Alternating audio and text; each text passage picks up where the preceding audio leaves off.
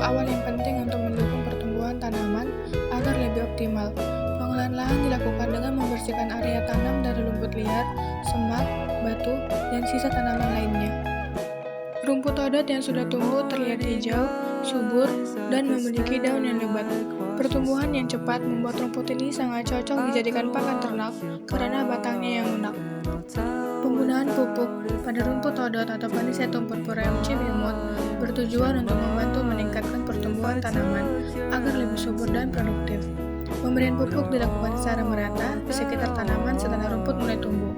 Dengan penggunaan pupuk yang tepat, rumput odot dapat tumbuh lebih hijau, daun lebih lebat, serta menghasilkan hijauan pakan yang berkualitas untuk ternak.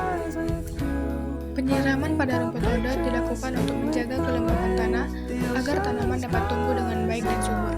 Penyiraman biasanya dilakukan secara rutin, terutama pada awal penanaman dan saat musim kemarau. Rumput odot atau Panicetum purpureum cibimut yang berumur sekitar 10 hari mulai terlihat tumbuh dengan tunas-tunas kecil yang muncul dari tanah. Pada usia ini, batang masih sangat muda dan pendek, namun daun mulai berkembang dan tampak berwarna hijau segar. Pertumbuhan akar juga mulai aktif sehingga tanaman mulai membersihkan diri dengan lingkungan sekitar.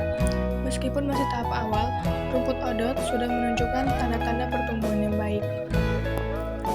Rumput odot tersebut diperkirakan sudah berumur sekitar 30-45 hari setelah tanam. Hal ini dapat dilihat dari bentuk rumput yang sudah mulai membesar, daun yang tumbuh cukup banyak, serta warna daun yang hijau segar. Pada umur tersebut, rumput odot biasanya sudah mengalami pertumbuhan yang cukup baik, namun belum terlalu tinggi dan belum terlalu rimbun, sehingga jarak antar rumpun masih terlihat jelas. Jika perawatan seperti penyiraman dan pemupukan dilakukan dengan baik, rumput odot pada usia sekitar 1-1,5 bulan sudah mulai mendekati masa panen pertama. Selain itu, rumput pada umur ini memiliki kualitas yang baik karena daunnya masih muda, teksturnya lembut, dan lebih disukai oleh ternak.